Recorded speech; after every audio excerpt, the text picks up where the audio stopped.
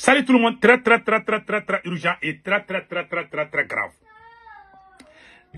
La Côte d'Ivoire, la Guinée, le Sénégal, tous les pays de l'Afrique de l'Ouest viennent de fermer leurs ports aux marchandises à destination du Mali. C'est-à-dire que nous sommes dans un nouvel embargo. Ça s'appelle un nouvel embargo. Pourquoi la Côte d'Ivoire a fermé son port? Pourquoi la Guinée-Conakry, le Sénégal ont tous fermé leur port? C'est ce qu'on vient d'apprendre tout de suite. Donc, le communiqué est là. Je vais lire le communiqué et vous allez comprendre. Donc, je demande à tous les chefs de famille du Mali d'acheter les sacs de riz, les sacs de mil. Préparez-vous. Parce que ce qui va se passer là est très grave. Voilà. Je ne parle pas pour vous faire effrayer. Je vous dis la vérité. Suspension temporaire des services.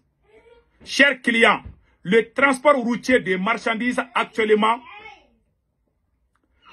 le transport routier des marchandises à destination du Mali rencontre actuellement des graves difficultés opérationnelles. Principalement en raison de problèmes de sécurité et de pénurie de carburant. Voilà. Il y a des problèmes qui ont poussé, comme on appelle là, SEMA et CGM. Voilà. SEMA et CGM. Et l'autre s'appelle la compagnie, voilà. Et voilà. La compagnie maritime d'affrètement. Compagnie générale maritime. Voilà. Donc, ces compagnies-là viennent de suspendre. Toute opération, voilà, vient de suspendre. Voilà, c'est annonce la suspension du transport des marchandises vers le Mali. Donc, tous les gens qui sont aux États-Unis, en France, qui veulent acheter des marchandises à destination du Mali, là, mieux vaut ne pas le faire. Si vous connaissez quelqu'un qui peut amener par avion, il faut le faire. Parce que le port d'Abidjan est désormais fermé. Le port de Conakry, de la Guinée-Conakry, est désormais fermé. Le port de Dakar est désormais fermé.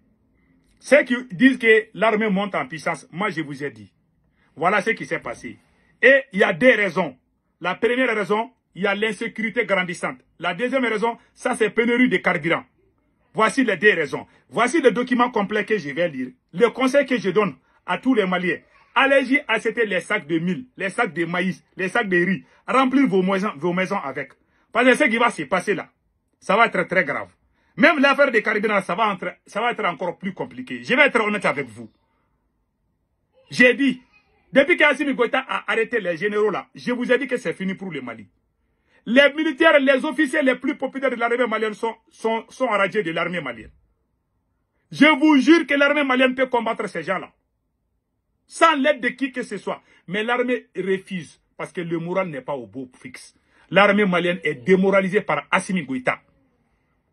Je vais lire les documents et après on va décortiquer. Chers clients, le transport routier de marchandises à destination du Mali rencontre actuellement de graves difficultés opérationnelles, principalement en raison des problèmes de sécurité et d'une pénurie de carburant. Premier paragraphe. Nous vous informons que le transport routier de marchandises à destination du Mali via tous les ports de chargement, y compris des corridors Abidjan, Dakar, Tema et Conakry est temporairement suspendu jusqu'à nouvel ordre. Nous sommes dans l'AES, non? Ils n'ont pas parlé du Burkina ni du Niger. Ils disent qu'il y a l'insécurité au Mali. Vous avez entendu? Donc, il y a les ports d'Abidjan, les ports de Dakar, les ports de Tema et Conakry. Voilà.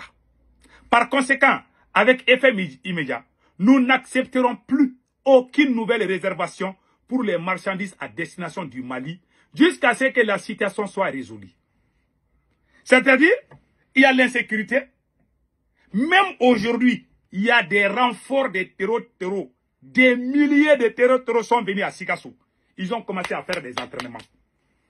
J'ai vu ça. Les gens sont assis à Bamako en train de véhiculer des fausses informations. On ne peut pas construire un pays dans les mensonges. Maintenant,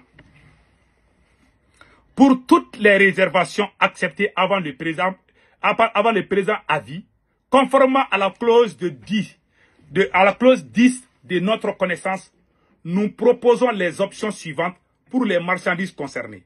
Retour de la marchandise au port de changement ou changement de destination vers un autre port ou lieu de livraison finale. Ah, ça c'est grave. Livraison de la marchandise au port de déchargement où le classement sera rétabli ou entrepasse la marchandise pour le compte des chargeurs sous la gare de Sema à compter de la date de déchargement aux frais des chargeurs jusqu'à ce que les derniers tronçons vers le Mali puissent être effectués par la route.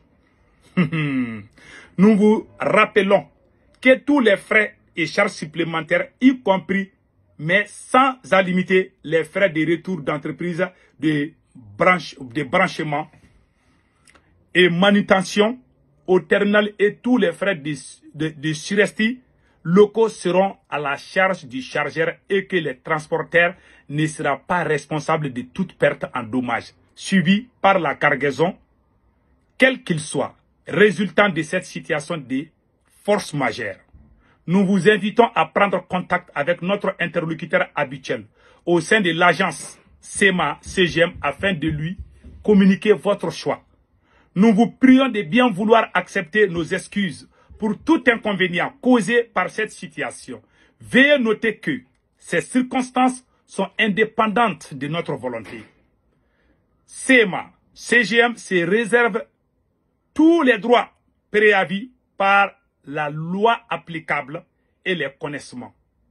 Nous restons à votre entière disposition pour toute question. Nous vous tiendrons informés de tout événement ultérieur. Point final. Voilà ce qu'ils ont dit. Il y a insécurité au Mali, c'est la vérité. Les Maliens doivent se donner la main et puis réfléchir comment trouver la solution. Mais pas en s'enfermant. Pas en s'enfermant dans la, comment on appelle, dans la confusion. L'ennemi de la révolution, c'est la confusion. Le Mali n'est pas dans la révolution, le Mali est dans la confusion et dans la manipulation. Donc, si nous voulons gagner ces combats, la solution est entre la main de Assimi Goïta. Qu'Assimi Goïta enlève cet orgueil mal placé et libérer les généraux qui sont emprisonnés. Je dis, je répète, même si Assimi Goïta ne libère pas les prisonniers politiques, que j'ai toujours demandé, aujourd'hui, l'heure est grave. Assimi Goïta, la dernière carte que vous avez aujourd'hui, c'est de libérer les généraux là. Les généraux que vous avez arrêtés là, les officiers supérieurs que vous avez arrêtés là. Il faut annuler votre décret de radiation et vous réconcilier avec vos camarades militaires.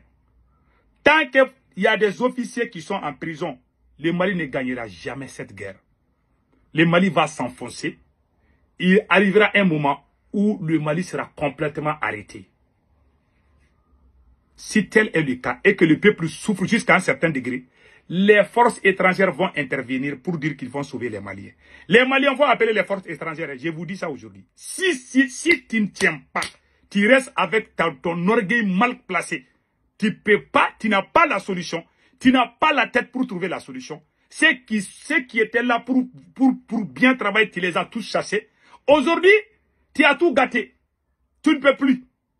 Si tu ne libères pas, je conseille les militaires maliens de chasser Assimi Goïta. Sinon, les forces étrangères vont intervenir au Mali. J'ai dit et je le répète. Si jamais cette suspension continue et que le peuple commence à souffrir, c'est le même peuple qui va dire Assimi Goïta dégage. Si Assimi Goïta ne dégage pas, les forces étrangères vont venir, ils vont te dégager, et les mêmes forces étrangères vont partager le Mali avec les mêmes terreaux. Parce que les forces étrangères là, ce sont eux qui sont derrière ces terreaux là. Les pompiers pyromanes, ils vont faire semblant de venir nous aider. C'est Assimi Goïta qui est en train de donner l'occasion à nos ennemis de retourner encore au Mali. À cause de son idiotie. Ça fait mal, ça fait vraiment mal. Le conseil que je donne aux militaires là, ces ports là, c'est comme un embargo. Le Mali est sous embargo aujourd'hui. Hein. Les compagnies aériennes aussi vont commencer à arrêter les vols. Vous allez voir. Si les compagnies aériennes arrête, les ports sont fermés. On va nous nourrir comment? Il n'y a pas de carburant. Les nourritures qui viennent, il n'y a pas... Si tu manges là, il y a des camions qui vont aller chercher les sacs de riz là dans les régions là pour venir remplir les magasins. S'il n'y a pas de carburant, on va manger comment? Le monsieur a gâté le Mali. Depuis qu'Assimi Goïta a emprisonné les officiers supérieurs là, il a menti contre les officiers supérieurs. J'ai dit que c'est fini pour le Mali. Seuls les abrutis pensent que c'est ça la solution. Depuis qu'Assimi Goïta a humilié la dame là, Nema Sagara, j'ai dit que c'est fini. Un pays où on humilie une femme là, un pays où on humilie les femmes, ce pays n'ira nulle part. Vous avez vu ce qui s'est passé au Congo quand ils ont humilié la femme de Patrice Lumumba. Vous avez vu comment le Congo est aujourd'hui. Assimi Goïta a humilié général Nema Sagara, la seule femme générale du Mali. Il l'a humilié à cause de sa maîtresse.